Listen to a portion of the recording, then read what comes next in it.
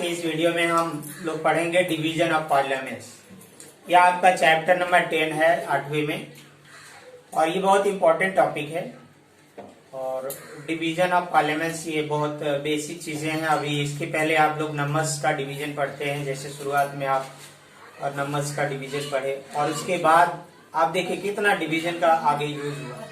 और उसी तरह जो है आज के, जैसे कि आप देख रहे हैं कि आज के कॉमन जो लाइफ है, इसमें आप नंबर्स और नंबर्स का जो डिवीजन है, मल्टीप्लिकेशन है, एडिशन है, सब्ट्रैक्शन है, ये सब कॉमन हो गया है। ठीक है, ये हमारे दैनिक जीवन में कॉमन हो गया है। इसी तरह जो साइंस में है, ये जो पॉलिनोमियल्स है, नंबर जो है, इनका जो डिवीजन है, एडिशन है, सब्ट्रैक्शन, ये कॉमन है। अगर साइंस में आपको अच्छे से पढ़ना है और चाहते हैं कि फिजिक्स में और चीजें आपको आगे समझ आए और चीजें, तो ये जरूरी है इस चीज को आपको मैथ में समझना। मैथ में ये जो अलजेब्रा है, अलजेब्रा का जो बेस है, division of parliaments, addition of parliaments, multiplication of parliaments, ये चीज पढ़ना बहुत जरूरी है।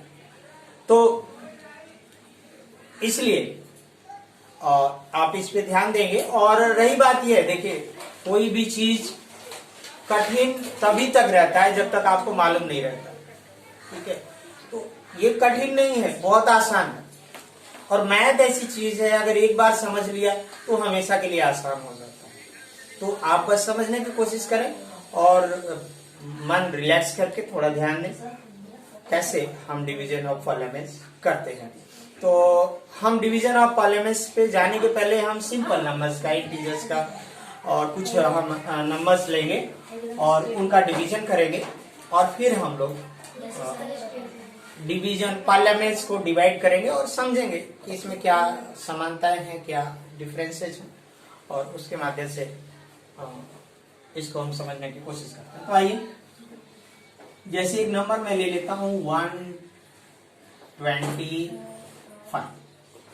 इसको हम 5 से डिवाइड करें तो क्या लिखते हैं, 5 से इसे डिवीजन करना है तो हमें 5 का टेबल पढ़ना होता है।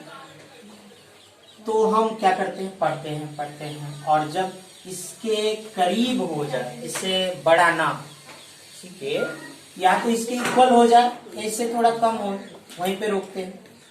ठीक है, इससे कम पे रोकते हैं। तो आइए हम लोग इस टेबल को पढ़ते हैं।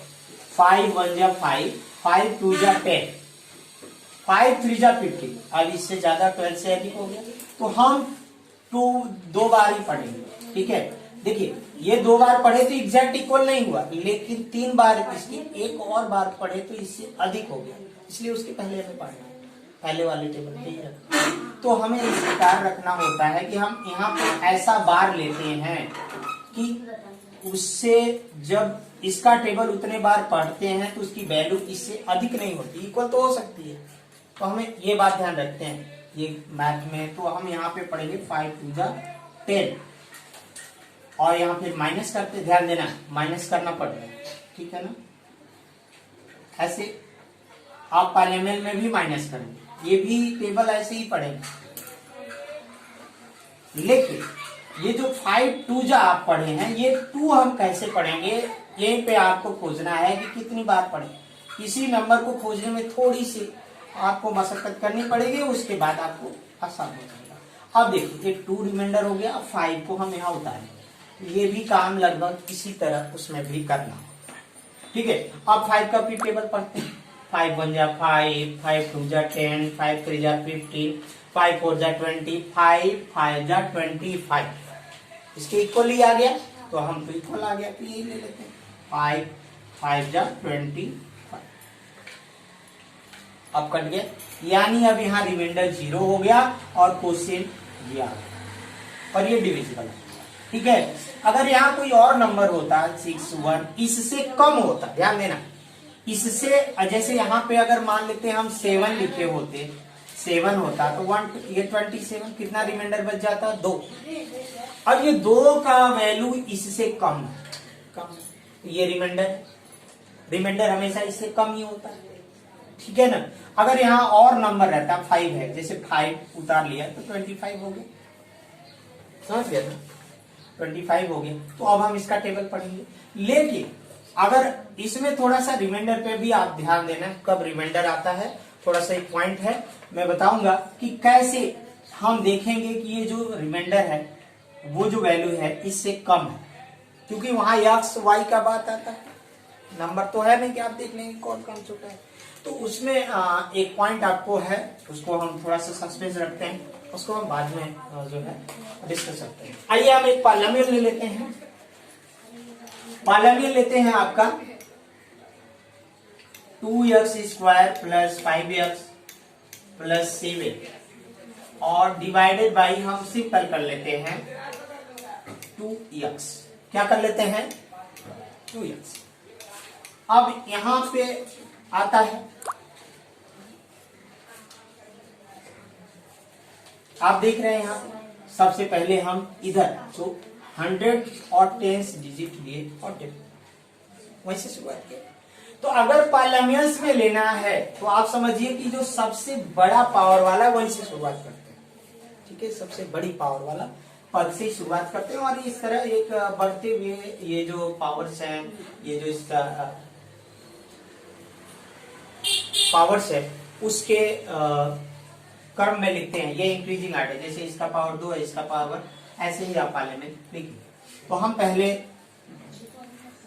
ये जो सबसे बड़े पावर का लेते हैं, जो सबसे जो बड़े पावर वाला जो पद है, जैसे ये देखो 3 पद है, प्लस या माइनस जो ये अलग होता है इसको पद या टर्म बोलते हैं टर्म। तो हम फर्स्ट टर्म लेंगे जो सेकंड ऑर्डर जिसकी पावर 2।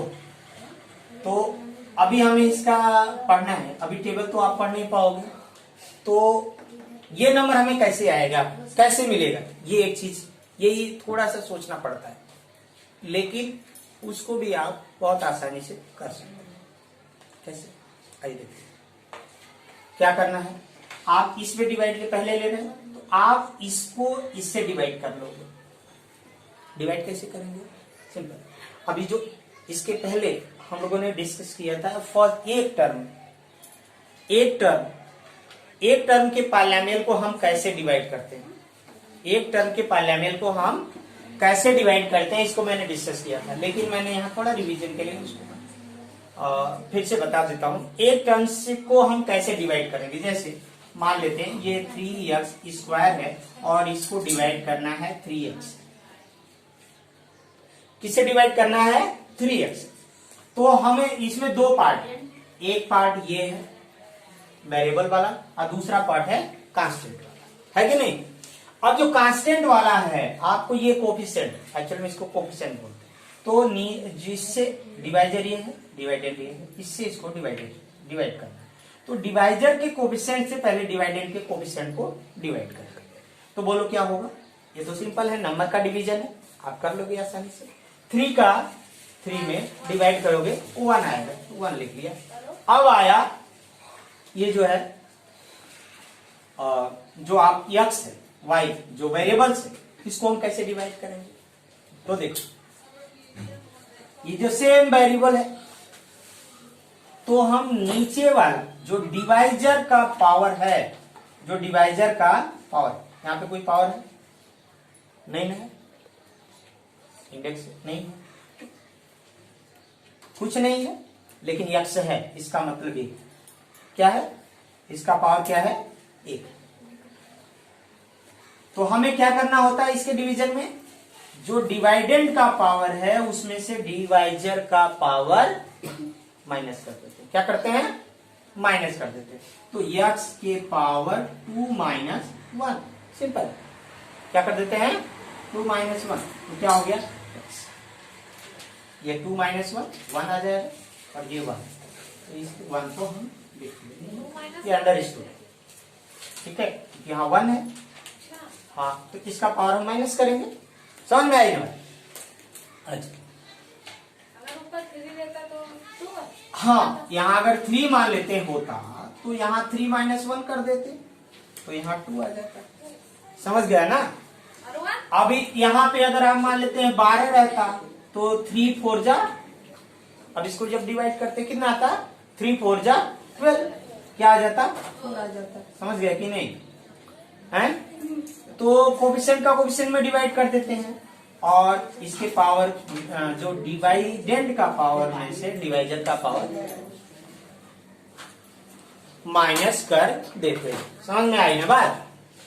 तो ये तरीका है। तो हम कह रहे हैं कि यहाँ पे सबसे पहले हमें खोजना ये है कि कितनी बार टेबल पढ़े कितनी बार जाएगा, कितनी बार डिवाइड होगा, वही हमें खोजना होता है। तो इसमें पहले हम ये सबसे बड़ा वाला पावर है, अगर इधर एक है तो इधर भी एक लेंगे, पहले एक ही लेंगे। अच्छा, अगर इधर 2 रहता तो इधर भी 2 लेते पहले, ठीक है, तो दोनों बड़ी पावर वाले लेते। तो अब इसमें क्या करेंगे, हमें इससे जो है डिवाइड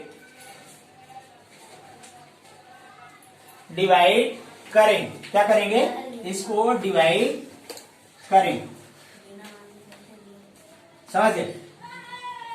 अच्छा, तो करें कैसे?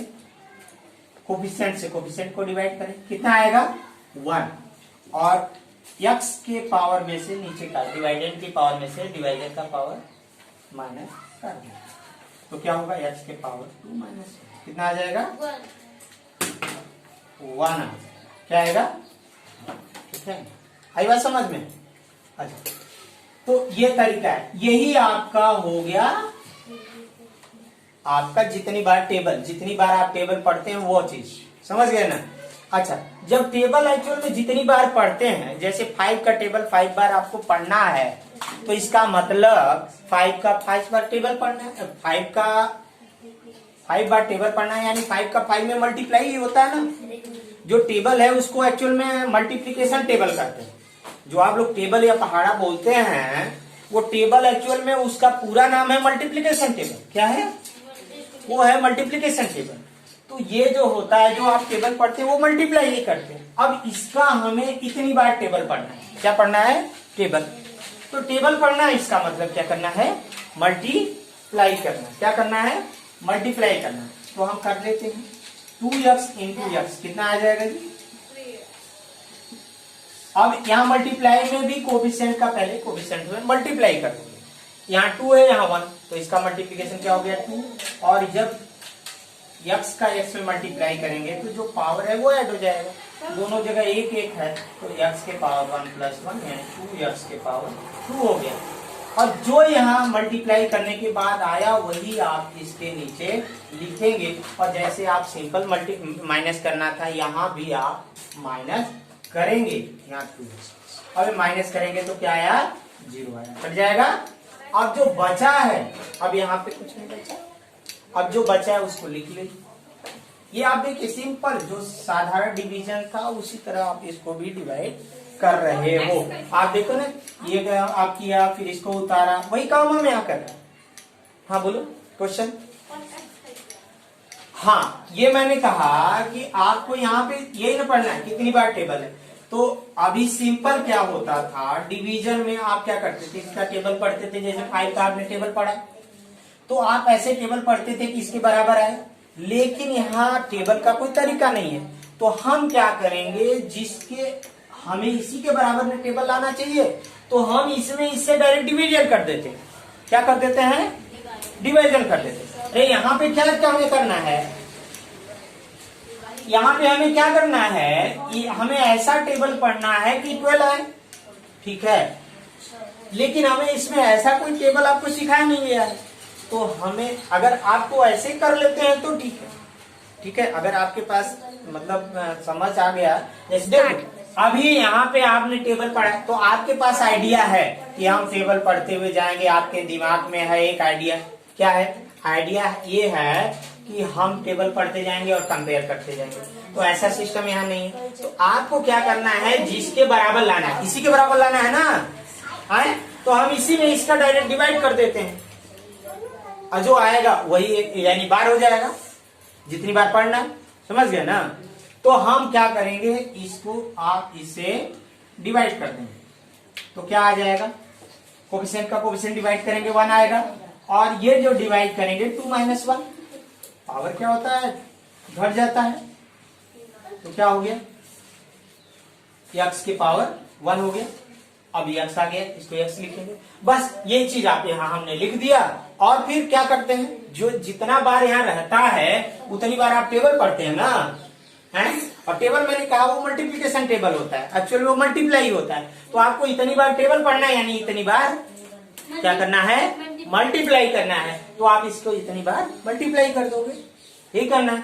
तो आप मल्टीप्लाई कर लो, आपने मल्टीप्लाई इसका किया तो कितना आया, 2x², और आपने फिर इसको माइनस कर दिया।